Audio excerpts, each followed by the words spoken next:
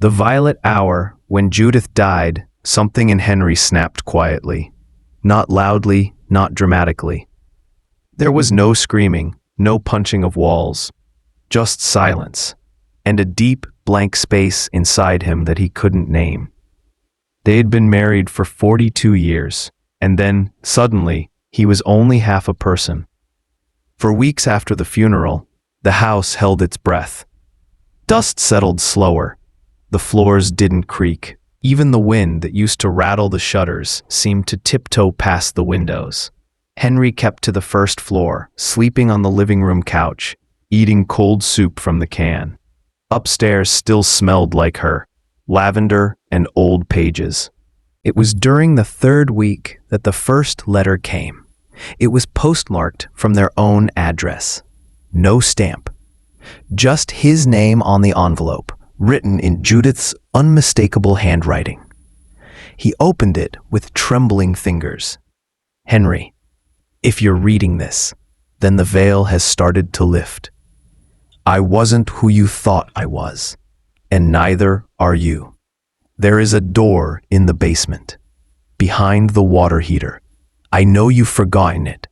That's how this works. But now it's time to remember. Love, Judith. He read the letter 3 times before he moved. At first, he thought it was a cruel joke, but he knew that handwriting. The little swoop on the Y. The way she always forgot to cross her T's. It was hers. No question. A basement door creaked like a reluctant throat being cleared. He hadn't been down there in years, not since he stopped doing the laundry himself. The air was musty, thick with old wood and something else, something metallic and sour. Behind the water heater, there was a stretch of wall that looked different now. The paint seemed older, faded. He knocked on it, hollow. A panel popped loose under his touch. Behind it, a narrow black door. No handle.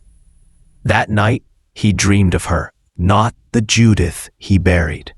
Younger, stronger, her hair longer, her eyes less tired. Don't open it yet, she whispered. You're not ready. The second letter came the next morning.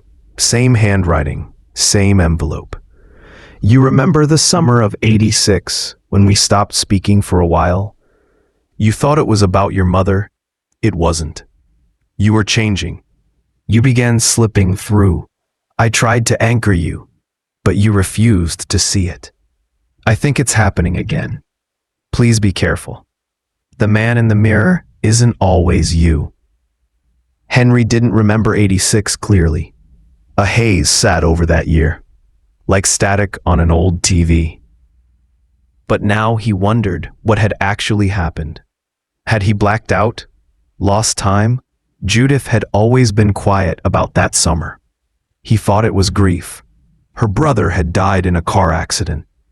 Or had he? That night, he saw himself in the mirror, standing perfectly still while he moved. He didn't sleep. By the time the third letter came, Henry was afraid to be alone in his own mind. The room behind the door is not what it seems. It doesn't obey time. You used to visit it before we met. You told me you had nightmares, but I know now they weren't dreams. They were echoes, shadows of what happened in that room. Go only when you're ready. Bring the photograph. What photograph? He searched the attic, rifling through old boxes, and there it was, in a cracked frame, a picture of himself as a young man. He was standing in a room that didn't exist in their house. Brick walls, iron shelves, a red clock frozen at 11:13. In the background, half out of frame, a blurry figure stood. Judith, except she looked different. Not older, not younger, just wrong.